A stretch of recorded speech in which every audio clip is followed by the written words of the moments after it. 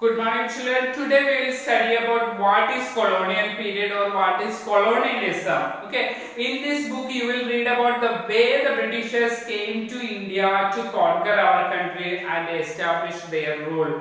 So colonialism is something where the imperial countries of Europe conquering the many regions of different parts of the world and establish their rule upon them. That is colonialism. Okay, here and subjugating the local Nawabs. We know that and Rajas, many kings, local kings were ruling here. Many Nawabs ruled over the different parts of India, conquering them and subjugating local rulers, which means forcibly imposing the rule of Britishers here, and forcibly they conquered and imposed their rule. So you will see how they established, the British established control over the economy and society. All we know that in the Bengal region, Bengal province, they captured the region and collected revenue also. So they controlled the economy of our country and society also. Many changes they made in Indian society. Also they collected revenue to meet all their expenses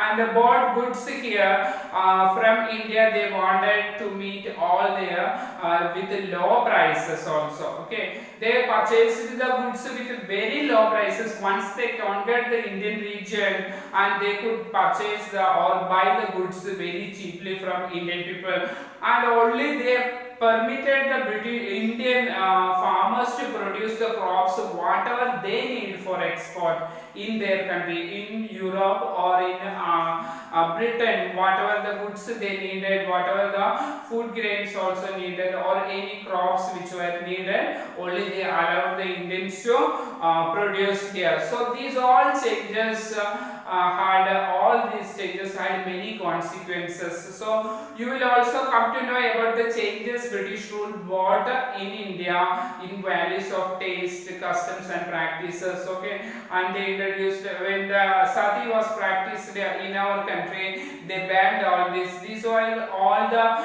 customs and traditions which we followed in our country, which was all banned by the Britishers. So these all had an impact on Indian society. So when the subjugation of one country by another leads to these kinds of political, economic, social and cultural changes, we refer this process as colonization. When any imperial nation conquering any country or any region and forcefully imposing their rule over the region which is conquered, or colonial nation or colonial region. We know that many changes in politics or political changes or economic changes or social changes, even cultural changes occurring in that region. So this process is known as colonization. So you will however find that all classes and groups do not experience these changes in this way. So this is why the book called Our Past, our textbook, we have Our Past, which is written in plural. Why? Because these were not included all parts of the region. We know that India was not one nation. It was ruled by many rulers of different regions. So all regions were not experiencing together the same process of colonization. So what sources or do the historians use in writing about the last 250 years of the Indian history? We will study about that administration produce records. Okay, so one important source that we get the important sources of history from the official records of the British period. When the British administration started in India, they made whatever the activities or achievements they produced here had recorded.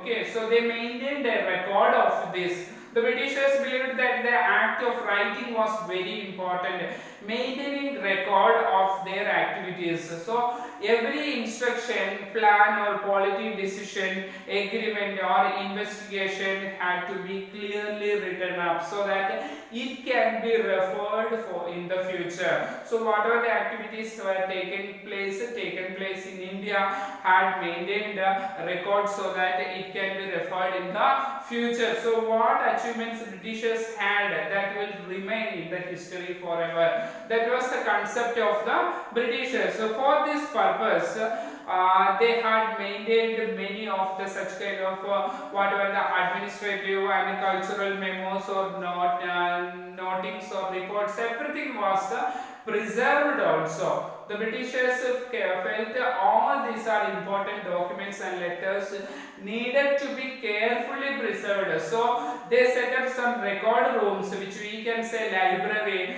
or the museums, or even we call it as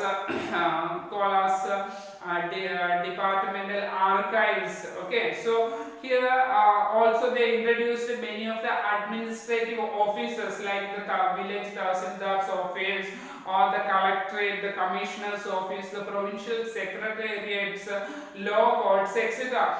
These all administrative systems or important administrative systems had record rooms. Okay, that means all the activities taking place in these offices were recorded and preserved in the record rooms. Okay, especially the letters and memos that moved from one branch to the other branch of administration, especially we can say from revenue office to the secretariat or the law courts. These all records were administrative records were also in the early years, which were maintained here, were preserved in these record rooms.